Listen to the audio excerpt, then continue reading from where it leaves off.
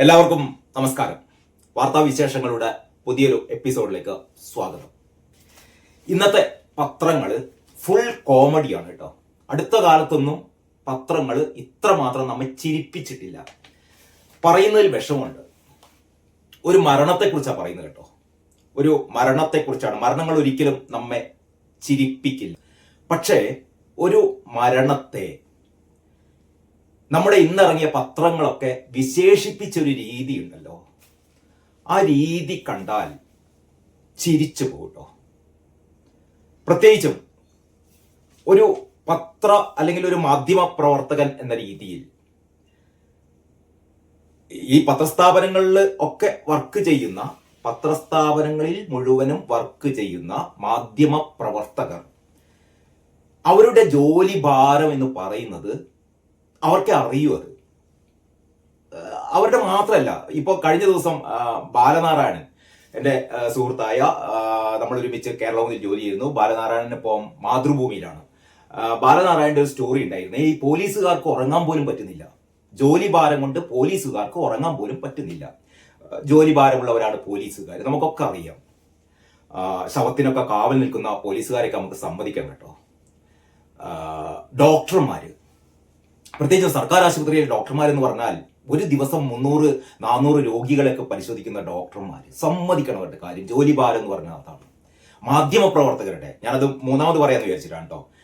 എൻ്റെ അഭിപ്രായത്തിൽ ഇവിടെ ഏറ്റവും കൂടുതൽ മാനസിക സമ്മർദ്ദം അനുഭവിക്കുന്ന മാധ്യമ പ്രവർത്തകരാണ് കേട്ടോ.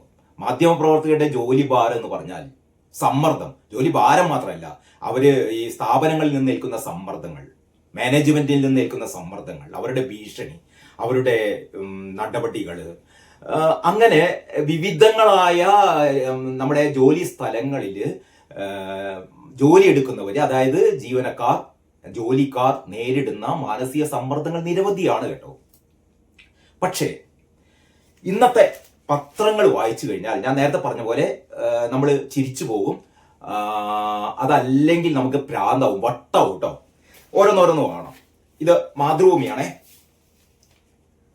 SIR എന്നുള്ളതിന് പകരം ഒരു കോമ ഇട്ടിട്ട് നമുക്ക് സർ എന്ന് വായിക്കാൻ വേണമെങ്കിൽ, സർ, നമ്മൾ സാധാരണ എങ്ങനെയാണല്ലോ പറയാ, സർ, ഒരു ജീവൻ പോയി അത്രേ. SIR, അതായത് സ്പെഷ്യൽ ഇന്റൻസീവ് റിവിഷൻ, സമഗ്ര വോട്ടർ പട്ടിക പരിഷ്കരണം അല്ലെങ്കിൽ വോട്ടർ പട്ടിക ശുദ്ധീകരണം ഇപ്പൊ നടക്കുകയാണല്ലോ. കഴിഞ്ഞ മാസം 4-ാം തീയതി മുതൽ, കഴിഞ്ഞ മാസം ഈ മാസം 4-ാം തീയതി മുതൽ തുടങ്ങിയ ഈ എന്യൂമറേഷൻ ഫോം വിതരണം ചെയ്യുന്ന പരിപാടി, അത് ഇനി ഡിസംബർ 4 വരെ ഉണ്ട്. ഒരു മാസം നീണ്ടു നിൽക്കുന്ന പരിപാടിയാണ്. അതിനുശേഷം അത് പൂരിപ്പിച്ച് വാങ്ങുക, അതിനുള്ള നടപടിക്രമങ്ങളൊക്കെ നമുക്കറിയാലോ. ഇത് ഏറ്റവും വലിയ തമാശ എന്താണെന്ന് അറിയോ?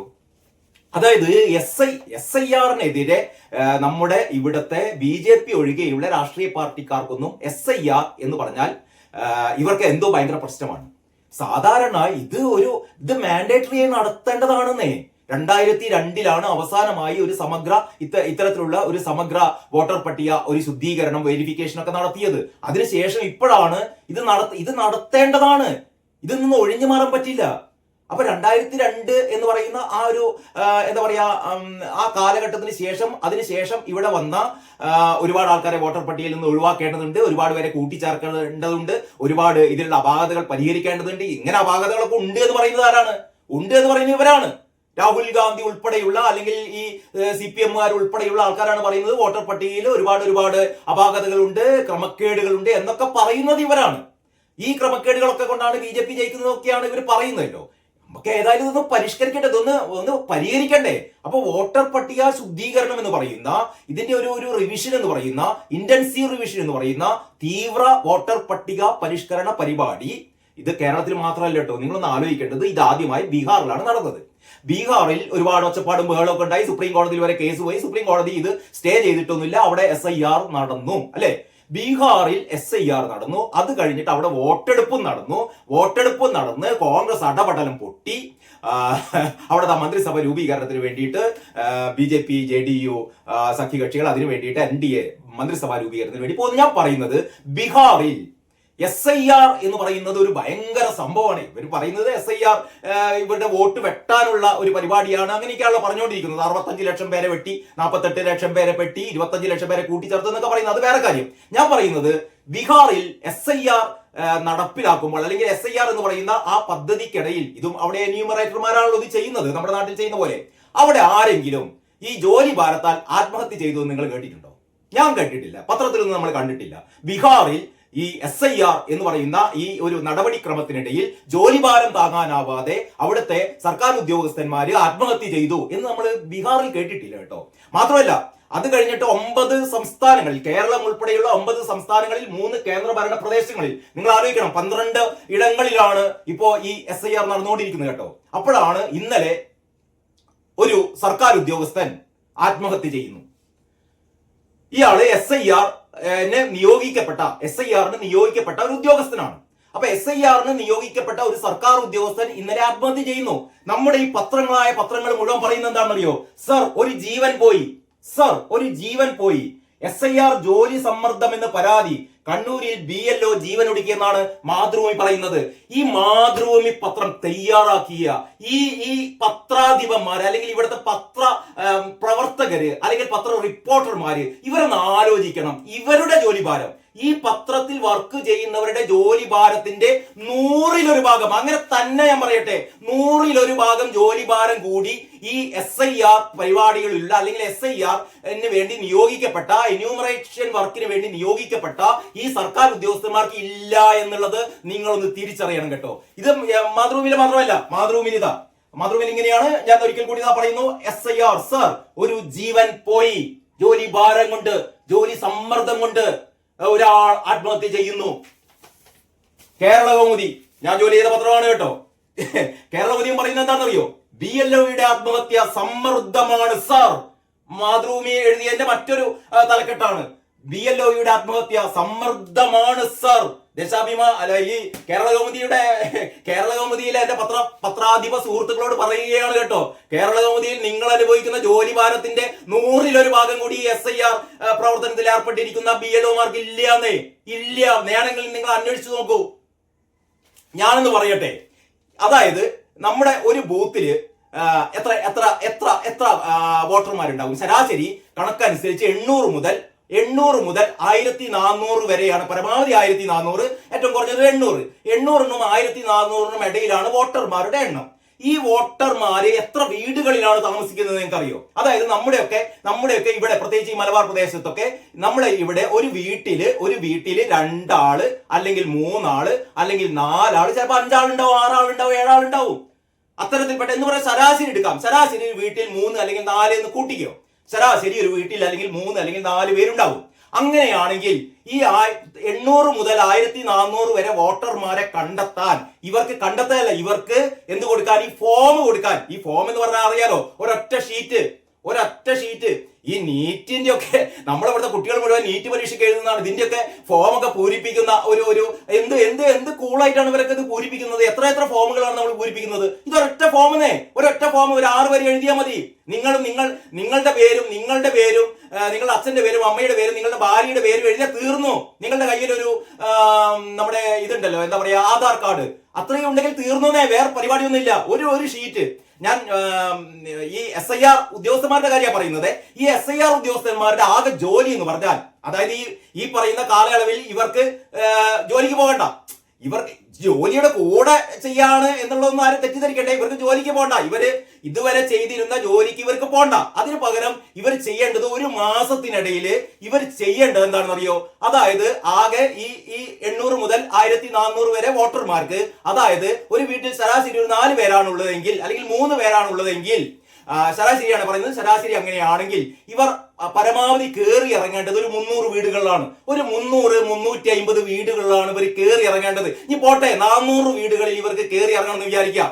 ഒരു മാസം 30 ദിവസം കയ്യിലുണ്ട്.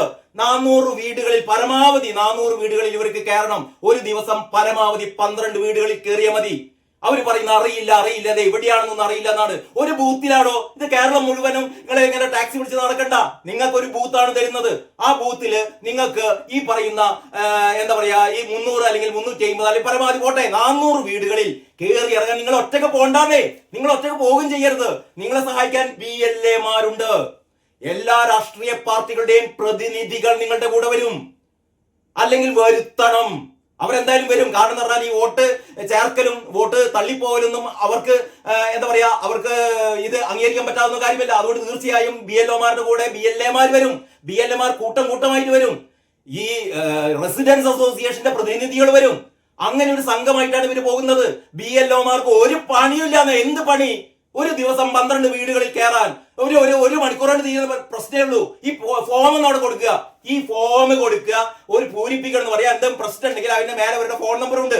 എല്ലാ BLOമാരുടെയും ഫോൺ നമ്പർ ആ ഫോമിന്റെ മേലെയുണ്ട്. എന്തെങ്കിലും പ്രശ്നം ഉണ്ടെങ്കിൽ വിളിച്ചാൽ മതി, ഒന്ന് പൂരിപ്പിച്ചോന്ന് പറഞ്ഞാൽ 1/2 മണിക്കൂർ കൊണ്ട് തീരുന്ന പരിപാടി. പോട്ടെ, 1 മണിക്കൂർ കൊണ്ട് തീരുന്ന പരിപാടി, അത്രയേ ഉള്ളൂ. അത് കഴിഞ്ഞിട്ട് ഇവിടെ പാട്ടും പാടി നടക്കാം. അത് കഴിഞ്ഞിട്ട് ഇവർക്ക് സിനിമക്ക് പോകാം. ബാക്കിയുള്ള വേണമെങ്കിൽ പോയി 2 വീശാം. ഇവർക്ക് ഇത്രയും സൗകര്യമുള്ള ജോലി ലോകത്ത് വേറെ എവിടെ ഉണ്ടാകുമോ? ഒന്ന് ആലോചിച്ച് നോക്കി നിങ്ങള്. ഇത്ര സൗകര്യമുള്ള SIR ഈ പരിപാടിയിൽ അല്ലെങ്കിൽ SIR നടപടിക്രമങ്ങളിൽ പങ്കെടുത്തുകൊണ്ടിരിക്കുന്ന ഗവൺമെന്റ് ഉദ്യോഗസ്ഥന്മാർക്ക് ഇത്ര എളുപ്പമായ ജോലി ലോകത്ത് വേറെ എവിടെ കിട്ടില്ല കേട്ടോ. എന്നിട്ടാ പറയുന്നത് ജോലി ഭാരം. ഇയാൾ ആത്മഹത്യ ചെയ്ത് വേറെ എന്തോ കാരണം കൊണ്ടിരിക്കുന്നേ. ആത്മഹത്യ ചെയ്യാൻ ഒരുപാട് കാരണങ്ങൾ ഉണ്ടാവും നമുക്ക് മനുഷ്യന്മാർക്ക്. പ്രത്യേകിച്ചും കേരളത്തിലാണെങ്കിൽ ഈ ആത്മഹത്യ എന്ന് പറഞ്ഞ ഒരു ക്രൈസ് ആണ്. എല്ലാത്തിനും ആത്മഹത്യ ചെയ്യണം. ഐസ്ക്രീം കിട്ടിയില്ലെങ്കിൽ കുട്ടികൾ പോയി ആത്മഹത്യ ചെയ്യുന്നു, അല്ലെങ്കിൽ പരീക്ഷയിലെ മാർക്ക് കുറഞ്ഞു പോയതിന് ആത്മഹത്യ ചെയ്യുന്നു, അല്ലെങ്കിൽ അമ്മ ചീത്ത പറഞ്ഞതിന് ആത്മഹത്യ ചെയ്യുന്നു. അങ്ങനെ ആത്മഹത്യ എന്ന് പറഞ്ഞാൽ അതൊരു എന്താ പറയാ, ഒരു മാനസിക രോഗം പോലെയാണ് കേരളത്തിൽ. ഇന്ത്യയിൽ ഏറ്റവും കൂടുതൽ ആൾക്കാർ ആത്മഹത്യ ചെയ്യുന്ന സ്ഥലമാണ് കേരളം. അതിനുള്ള പ്രതിവിധി ആലോചിക്കണം. തോന്നിയാസം പറയുന്നതിന് ഒരു ലിമിറ്റ് ഇല്ലേ? കേരളം മതി കൊടുത്തിരിക്കുന്നു. BLOയുടെ ആത്മഹത്യ സമ്മർദ്ദമാണ് സാർ. മണ്ണാങ്കട്ട, എന്ത് സമ്മർദ്ദം! ഇതാ മാധ്യമത്തിലാണ് വലിയ കുരുവട്ടല്. മാധ്യമത്തിന്റെ തലക്കെട്ട് കണ്ടില്ലേ? ജോലി സമ്മർദ്ദം ജീവനെടുത്തു. ഇത് മനുഷ്യന്മാരിത് ചിരിച്ചു പോകില്ലേ? ഒരു ദിവസം 12 വീടുകളിൽ ഒരു ഷീറ്റ് പേപ്പർ കൊണ്ടുകൊടുക്കാൻ പറ്റാത്ത ആൾക്കാര് ഇവരൊക്കെ ആത്മഹത്യ 10 പ്രാവശ്യം അല്ല 100 പ്രാവശ്യം ആത്മഹത്യ ചെയ്യണം. ആത്മഹത്യ ചെയ്ത ആളെ കുഴിച്ചിട്ട് കഴിഞ്ഞാൽ ഇടുത്ത പുറത്തെടുത്തിട്ടാണ് വീണ്ടും തീ കൊളുത്തി കൊല്ലണം. അങ്ങനെയാണ് ചെയ്യേണ്ടത്. തോന്നിയാസം പറയുന്നതിന് ഒരു ലിമിറ്റ് ഇല്ലേ? ജോലി സമ്മർദ്ദം ജീവനെടുത്തു അത്രേ. പയ്യന്നൂരിൽ BLO വീട്ടിൽ തൂങ്ങി മരിച്ച നിലയിൽ. ആ BLO തൂങ്ങി മരിച്ചെങ്കിൽ അയാൾക്ക് അയാളുടേതായ മാനസിക പ്രശ്നങ്ങൾ വേറെ ഉണ്ടാവും. അതാണ് അന്വേഷിക്കേണ്ടത്. അതായത് SIRന്റെ ഭാഗമായിട്ടല്ല എന്ന് ബോധവും വിവരമുള്ള ആൾക്കാർക്ക് അറിയാം. ഈ പത്രങ്ങൾ, രാഷ്ട്രീയ പാർട്ടികൾക്ക് പറയട്ടെ, കോൺഗ്രസ്സുകാർ പറയട്ടെ, കമ്മ്യൂണിസ്റ്റുകാർ പറയട്ടെ, SIR വേണ്ട, SIR ഭയങ്കര പ്രശ്നമാണെന്ന് ഇവർ പറയട്ടെ. അത് അവരുടെ രാഷ്ട്രീയ താല്പര്യം. ഈ പത്രങ്ങൾ എന്തിനിങ്ങനെ കോമാളി വേഷം കെട്ടുന്നു? മലയാള മനോരമ പറയുന്നു ജീവനെടുത്ത് SIR നെട്ടോട്ടം എന്നാണ് മലയാള മനോരമ പറയുന്നത്. എല്ലാ പത്രങ്ങളും. പക്ഷേ ഇവിടെ മനോരമ ഒരു സത്യം പറയുന്നുണ്ട് കേട്ടോ. മനോരമ ഒരു സത്യം പറയുന്നുണ്ട്. എന്തുകൊണ്ട് ആ ഉദ്യോഗസ്ഥൻ ആത്മഹത്യ ചെയ്തു? അതാണ് ഏറ്റവും പ്രധാനം. മനോരമ യഥാർത്ഥത്തിൽ ഇത് CPM-ന് ഒരു കുത്തുകുത്താൻ വേണ്ടിയിട്ടാണ് മനോരമ പറയുന്നതെങ്കിലും അതിലൊരു സത്യമുണ്ട്. അത് ഇതാണ്. അതായത് CPM ഭീഷണിയാണ് അനീഷിനെ മരണത്തിലേക്ക് നയിച്ചത് എന്ന് കോൺഗ്രസും BJPയും ആരോപിച്ചു. ഇത് വെറും ആരോപണമല്ല കേട്ടോ, വെറും ആരോപണമല്ല. എനിക്ക് പരിചയമുള്ള പല BLOമാരും പറയുന്നത് എന്താണെന്നറിയോ? ഈ സാധാരണ രീതിയിൽ BLOമാരെ സഹായിക്കാൻ വേണ്ടിയിട്ട് ഈ രാഷ്ട്രീയ പാർട്ടികളുടെ പ്രതിനിധികൾ പോകണം. പക്ഷെ പലയിടത്തും CPM-കാർ ഭീഷണിപ്പെടുത്തുന്നു. എന്ന് പറഞ്ഞാൽ CPM-ന്റെ ലക്ഷ്യം SIR എന്ന് പറയുന്ന ഈ നടപടിക്രമം അലങ്കോലപ്പെടുത്തുക എന്നുള്ളതാണ്. അതുകൊണ്ട് അവർ പറയുന്നത് എന്താണെന്നറിയോ? കൂടെ പോകരുത്, കൂടെ കോൺഗ്രസ്സുകാരെ കൂട്ടരുത്, കുറെ BJPക്കാരെ കൂട്ടരുത്, ഞങ്ങൾ പറയുന്നതനുസരിച്ച് ചെയ്യണം, ഞങ്ങൾ തീരുമാനിക്കുമെന്നൊക്കെ പറഞ്ഞിട്ട് ഈ BLOമാരെ മുഴുവൻ ഈ പറയുന്ന രാഷ്ട്രീയ പാർട്ടി CPM-കാർ ഭീഷണിപ്പെടുത്തുന്നു. ഒരുപക്ഷെ ഈ ഉദ്യോഗസ്ഥനെയും, ഈ ആത്മഹത്യ ചെയ്ത ഉദ്യോഗസ്ഥനെയും ഈ പറയുന്ന CPM-കാർ ഭീഷണിപ്പെടുത്തി എന്നാണ് കോൺഗ്രസിന്റെ ആരോപണം, BJPയുടെ ആരോപണം. അത് ശരിയായിരിക്കാം. അതാണ് മനോരമ പറയുന്നത്. CPM ഭീഷണിയാണ് അനീഷിനെ മരണത്തിലേക്ക് നയിച്ചത് എന്ന് കോൺഗ്രസും BJPയും ആരോപിക്കുന്നു. ഫോം വിതരണത്തിന് പോകുമ്പോൾ കോൺഗ്രസ് ബൂത്ത് ഏജന്റിനെ ഒപ്പം കൂട്ടിയതിന് അനീഷിനെ CPM പ്രവർത്തകർ ഭീഷണിപ്പെടുത്തിയിരുന്നതായും. CPM പ്രവർത്തകരുടെ ഭീഷണിയാണ്. കയ്യും കാലും തല്ലിയൊടിക്കുന്നൊന്നും അല്ല പറയാ. 51 വെട്ടി തീർക്കണോ എന്ന് പറഞ്ഞിട്ടുണ്ടാവും. അപ്പം ചിലപ്പം ആത്മഹത്യ ചെയ്തിട്ടുണ്ടാവാം. അപ്പോൾ ഇതിന്റെ ഒന്നാം പ്രതി ആരാണ്? ഒന്നാം പ്രതി നാട്ടിലെ CPM-കാരാണ്, അല്ലേ? CPM-കാരാണ്. അത് നമുക്ക് എങ്ങനെ അറിയാന്നറിയോ? ഏറ്റവും വലിയ രസം എന്താണെന്നറിയോ? ദേശാഭിമാനി നോക്കണം. ദേശാഭിമാനി ഇങ്ങനെ ആഘോഷിക്കുന്നൊന്നും ഇല്ല കേട്ടോ. ദേശാഭിമാനി ആഘോഷിക്കുന്നത് കൊലയാളി മാഫിയ എന്ന് പറഞ്ഞിട്ട് ഈ BJP-കാര് ആത്മഹത്യ ചെയ്തതിന്റെ കാര്യങ്ങളൊക്കെയാണ് ദേശാഭിമാനി മെയിൻ സ്റ്റോറി ആക്കിയത്. ദേശാഭിമാനി ഇതാ ജോലി സമ്മർദ്ദം, BLO ജീവനൊടുക്കി എന്ന് പറയുന്ന ഒരു ദുർബലമായ തലക്കെട്ട് മാത്രമാണ് ദേശാഭിമാനി കൊടുത്തത്. കാരണം ദേശാഭിമാനിക്ക് അറിയാം ഈ ഉദ്യോഗസ്ഥൻ ആത്മഹത്യ ചെയ്തത് തങ്ങൾ അന്തംഗമ്മികളുടെ തങ്ങളുടെ സഖാക്കളുടെ ഭീഷണി മൂലമാണ് എന്ന് ദേശാഭിമാനിക്കാരന് അറിയാം. അതുകൊണ്ട് തന്നെ ദേശാഭിമാനിക്കാരൻ വല്ലാണ്ട് ഡെക്കറേഷനൊന്നും പോയില്ല കേട്ടോ. വളരെ വളരെ വളരെ ഒതുക്കിയിട്ട് ജോലി സമ്മർദ്ദം, BLO ജീവനൊടുക്കി എന്നാണ് പറയുന്നത്. ഇനി മറ്റൊന്ന്, മലയാള മനോരമയുടെ ഉള്ളിലെ പേജിൽ കുറേയും കൂടി വിശദമായിട്ട് ഇതാ 7-ാം പേജിൽ, മലയാള മനോരമയുടെ 7-ാം പേജിൽ CPM ഭീഷണി, തെളിവ് പുറത്തുവിടുമെന്നാണ് കോൺഗ്രസ്സുകാർ പറയുന്നത് കേട്ടോ. തെളിവ് പുറത്തുവിടും. ഈ BLOയെ ആത്മഹത്യയിലേക്ക് നയിച്ച CPM-കാരെ വെളിപ്പെടുത്തിക്കൊണ്ട്, അവരുടെ ഭീഷണി വെളിപ്പെടുത്തിക്കൊണ്ടുള്ള തെളിവുകൾ ഞങ്ങൾ പുറത്തുവിടുമെന്നാണ് കോൺഗ്രസ്സുകാർ പറയുന്നത്. ആരോപണത്തിന് പിന്നാലെ പിതാവിന്റെ ഒരു വിശദീകരണമുണ്ട്. പിതാവിനെ ഭീഷണിപ്പെടുത്തിയിട്ടുണ്ട്, പിതാവിനോട് പറഞ്ഞിട്ടുണ്ട് മിണ്ടിപ്പോകരുത് എന്ന് ഈ മരിച്ച ആളുടെ പിതാവിനെ കൂടി CPM-കാർ ഭീഷണിപ്പെടുത്തിയിട്ടുണ്ട്. വാർത്ത ഇങ്ങനെയാണ്: ജീവനൊടുക്കിയ BLO അനീഷിനെ CPM ഭീഷണിപ്പെടുത്തിയതിന് ഡിജിറ്റലായി തെളിവുണ്ടെന്നും ഇത് പുറത്തുവിടുമെന്നും കോൺഗ്രസ് പറയുന്നു. ഫോം വിതരണത്തിന് പോകുമ്പോൾ ഒപ്പം വരരുത് എന്നും CPM ഭീഷണിപ്പെടുത്തിയിട്ടുണ്ടെന്ന് അനീഷ് വെളിപ്പെടുത്തിയതായി യൂത്ത് കോൺഗ്രസ് കാങ്കോൽ ആലപ്പടമ്പ് മണ്ഡലം പ്രസിഡന്റും 1-ാം വാർഡിലെ UDF സ്ഥാനാർത്ഥിയുമായ വൈശാഖ് ഏറ്റുകൊടുക്ക പറഞ്ഞു. എന്ന് പറഞ്ഞാൽ ഇവിടുത്തെ ഒരു സ്ഥാനാർത്ഥി തന്നെ പറയുകയാണ് ഈ ആത്മഹത്യക്ക് പിന്നിൽ ആരാണ്? പിന്നിൽ CPM ആണ്. CPM ടിപ്പി ചന്ദ്രശേഖരനെ 51 വെട്ടുവെട്ടി കൊന്ന പോലെ PP ദിവ്യ നാവുകൊണ്ട് വിഷനാവ് കൊണ്ട് എങ്ങനെയാണോ നവീൻ ബാബുവിനെ കൊന്നത്, അതേപോലെ CPM-കാരാണ് ഈ BLOയെ കൊന്നത് എന്ന് പറയുന്നത് ഈ സ്ഥാനാർത്ഥിയായ കോൺഗ്രസിന്റെ സ്ഥാനാർത്ഥിയാണ് കേട്ടോ. CPM-കാർ കൊലയാളികളുടെ കൂട്ടമാണ് നിങ്ങൾ ഇന്ന് കേരളത്തിലെ ജനങ്ങൾ തിരിച്ചറിയുകയാണ് കേട്ടോ. ഇനി വാർത്തയുടെ ബാക്കി ഇങ്ങനെയാണ്: കോൺഗ്രസിന്റെ ബൂത്ത് ലെവൽ ഏജന്റായ താൻ എന്യൂമറേഷൻ ഫോറം വിതരണത്തിന് അനീഷിനോടൊപ്പം പോയിരുന്നു.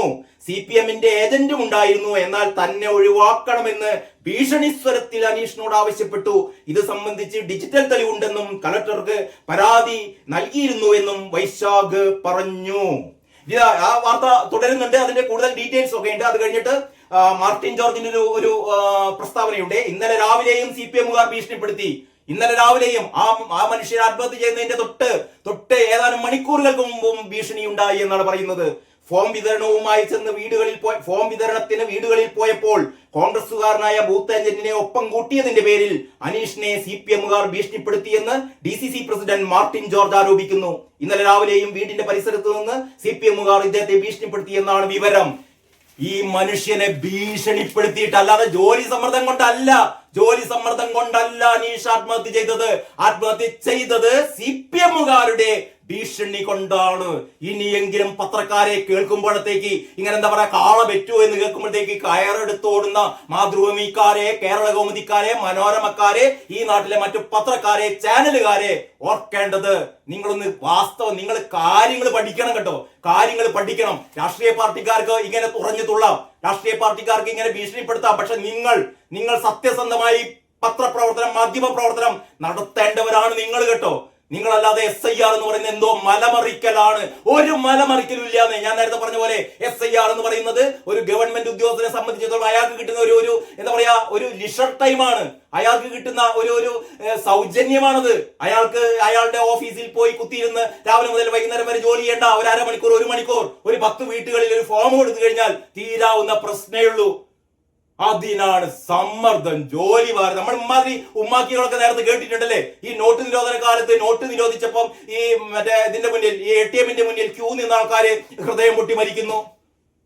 അങ്ങനെയൊക്കെ ഇവിടെ പറഞ്ഞ് നമ്മളെ വിശ്വസിപ്പിച്ച ആൾക്കാരാണ്.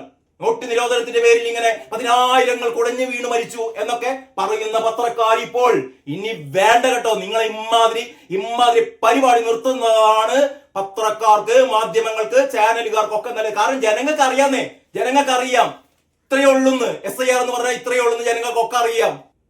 എന്തെങ്കിലും സംശയം ഉണ്ടെങ്കിൽ അതിന്റെ നേരെ ഫോൺ നമ്പർ ഇട്ട് നിങ്ങൾക്ക് വിളിച്ച് ചോദിക്കാം. സ്വന്തം പേര്, ഭാര്യന്റെ പേര്, മക്കളുടെ പേര് ഇതൊന്നും അറിയാത്ത ആൾക്കാരല്ലല്ലോ ഇവിടെയുള്ള ആൾക്കാര്.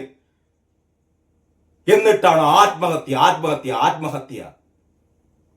ഉളുപ്പുണ്ടോ പത്രക്കാരെ, അല്ലെ മാധ്യമ പ്രവർത്തകരെ? ആത്മഹത്യ ചെയ്തത്ര SIRന്റെ സമ്മർദ്ദം. തൂങ്ങി ചത്തൂടോ നിങ്ങൾക്ക്? ഏതായാലും ഈ പറയുന്ന ഈ ഉദ്യോഗസ്ഥൻ തൂങ്ങിച്ചത്ത പോലെ തൂങ്ങിച്ചത്തൂടെ പത്രലേഖകരെ അല്ലെങ്കിൽ പത്ര റിപ്പോർട്ടർമാരെ അല്ലെങ്കിൽ ഈ മാധ്യമ പ്രവർത്തകരെ എന്നാണ് എനിക്ക് ചോദിക്കാനുള്ളത് കേട്ടോ. അതാണ് നിങ്ങൾക്ക് നല്ല പരിപാടി.